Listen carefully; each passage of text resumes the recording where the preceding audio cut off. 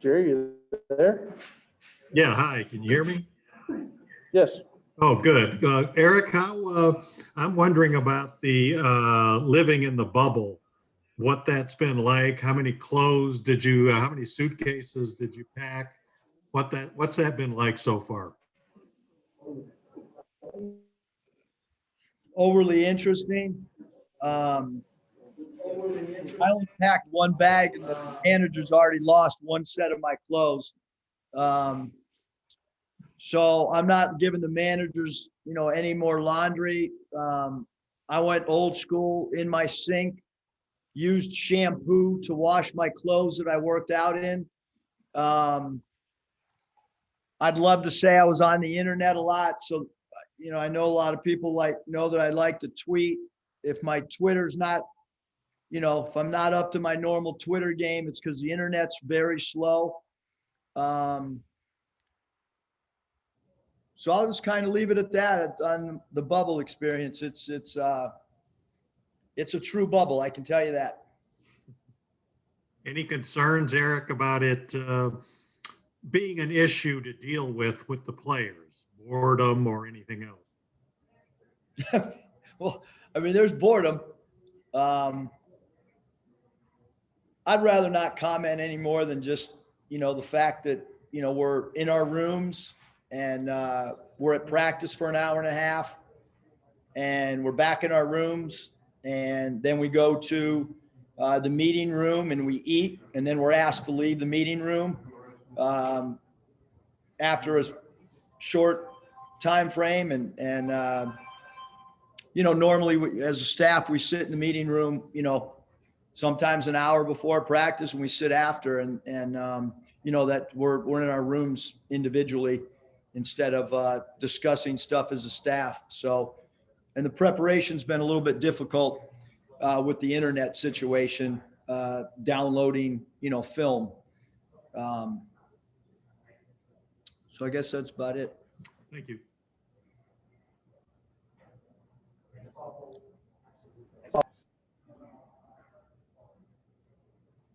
Mike, did you say Bob? Okay, sorry. I said it, Bob, go ahead. Okay, thanks, Eric. I appreciate you. Shout out, literally.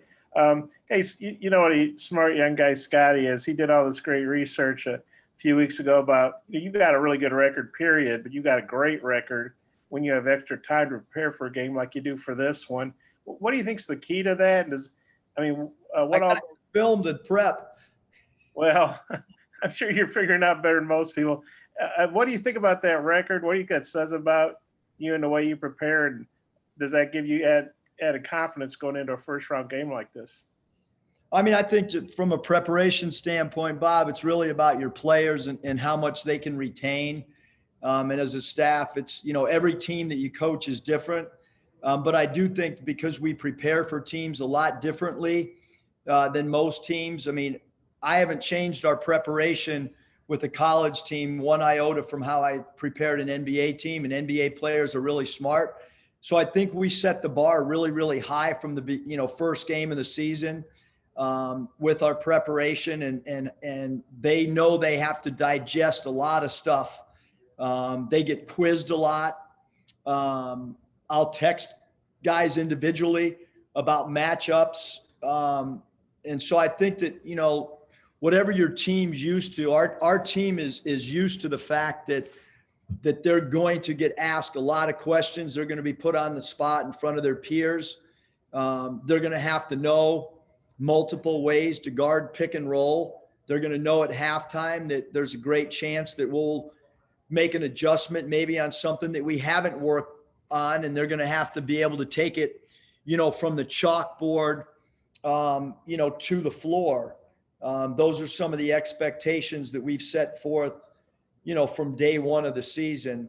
And they also know that we're going to adjust game to game, that we don't just practice the same thing every day, that our belief is that every team presents its own unique set of dilemmas that you've got to work on.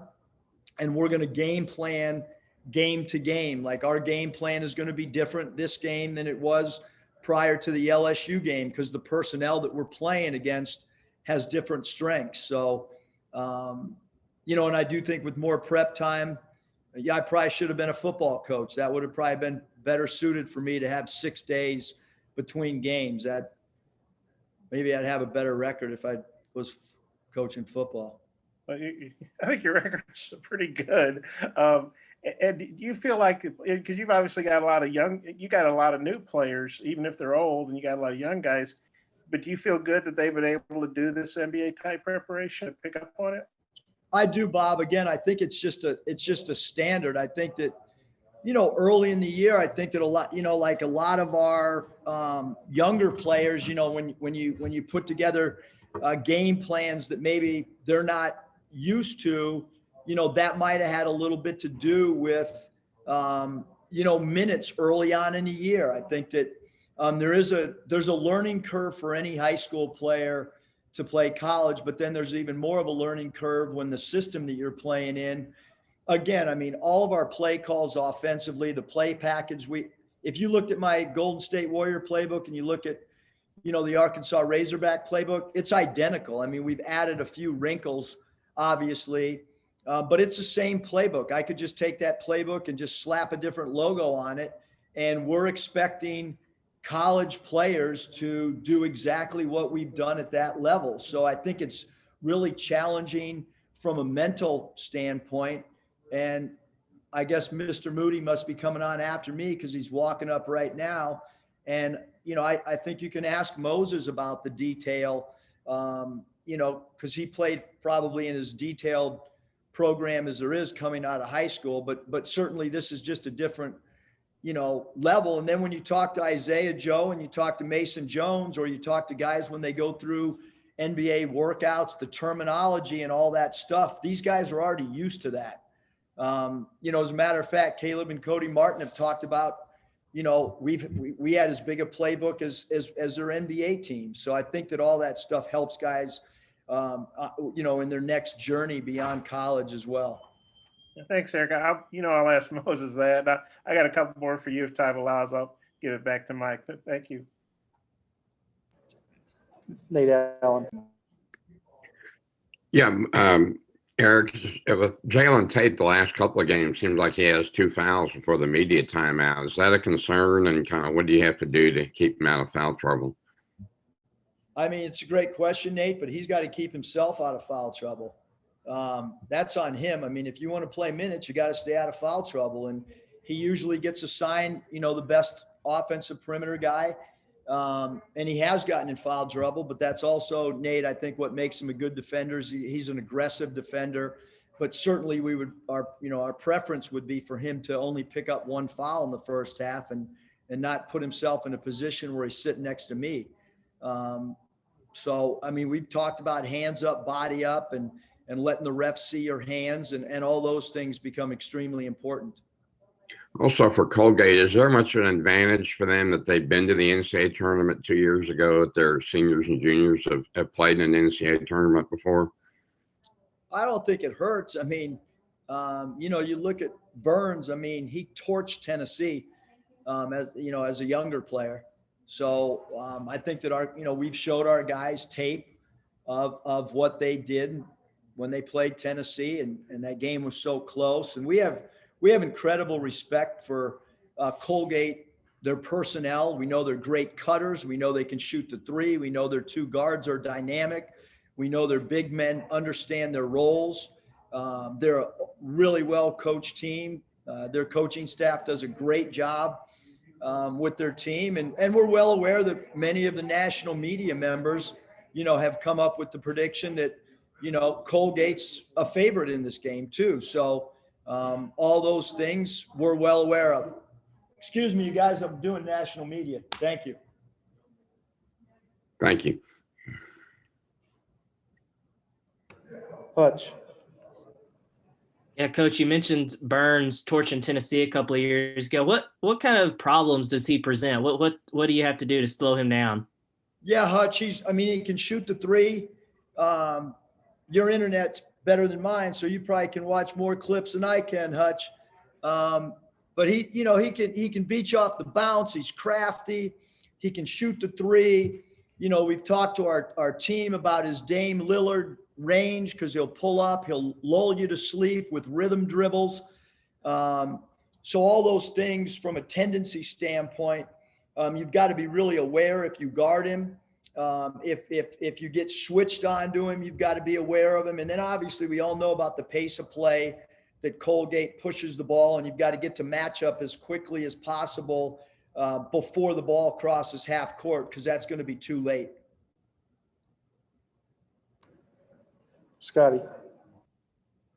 Hey, Coach, Moses is on a real scoring tear. I think the last 4 games, probably his best of the season.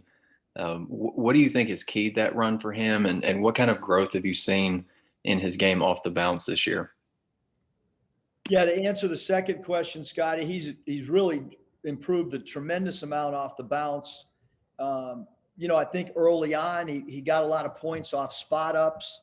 I think he's elevated his game where now he's a great one-on-one player. He's a great isolation player. He's going to even be better as his game continues to grow off that. He's a great offensive rebounder, and I think early on it was his perimeter shooting, and then, it turned into being a great finisher in transition. It turned into Moses understanding that he was going to really have to move without the ball when he became a focal point of the opponent's scouting report.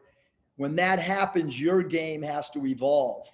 And his game has evolved because he's worked hard. He's put the time in. And I can tell you guys, after every meal, pregame meal, postgame meal, every time the film's going, and I look out at the audience of our players, there's one guy who those 2 eyeballs never move off that screen, and it's Moses. And when we finish a meal, the last guy out of the meal is Moses when film's being played. It's the same thing with Cody and Caleb Martin. I see the exact same characteristics with Moses as far as this singular focus. And then, why is his game evolved and why is he better off the bounce? Because he works. Like when you walk into our practice site, he's always in there. So there's no coincidence why his game is improved. It's because he invests. He puts the time in. Jacob. Eric, what is Friday morning going to look for you guys getting the guys going? I think maybe the first Mizzou game started at noon, but besides that, it's one of the earliest starts of the year. I mean, you got to get yourself ready to play, man. You got to wake up with some energy and enthusiasm. I hope we don't do what we did at the 12 o'clock tip against Missouri, because I'll be back there joining you guys in Fayetteville real quick if we don't wake up. They give you time, you go play it. These guys are used to AAU ball where they're playing at 7 in the morning or 7 at night. But we got some guys that like to sleep in. Hopefully they understand the importance of going to bed real early. But there's not much else to do, so everybody should get to bed early. Have you guys talked about early jitters or anything like that? That first game for those guys who are playing their first game ever in the tournament? I mean, you have to play that. And, yes, we are going to talk about that. We have talked about it. I mean, look, when you make the tournament, you got to have some fun. You got to play relaxed. You got to play composed. You got to understand it's a 40-minute game. If one team gets up 8-2, you cannot panic. All those things, and I've been a part of, 2 crazy games with, the Cincinnati game where we were down so much. So I've seen a team have a big lead and lose it. And I've been on the other end where we didn't quit playing when we got down really big. These games, they got weird rhythms to them, man. And there's always momentum changes in games, but in the NCAA tournament games that I've been a part of, there's been the wildest, craziest momentum swings that I've ever seen in basketball games. In whether it was me as a player, the 2 times I was witnessed it, or as an assistant coach twice, or the last 4 years being in it as a head coach, man, there's going to be some. I told my wife and daughter and son Matthew that are flying in, put your seatbelt on, because this thing's crazy, and it's going to be like a roller coaster during the course of a 40-minute game. Okay, Coach, that's all the time we have for you today. Thank you very much, and we'll bring in Moses Moody. Mike, I don't have anything else to do. It's the only time I want to talk to these guys. What if I want to stay another half hour? I still got to go? All right. If Mike gave it this, I got to go. See you guys. I'll go back to my room. If anybody wants something individually, just text me.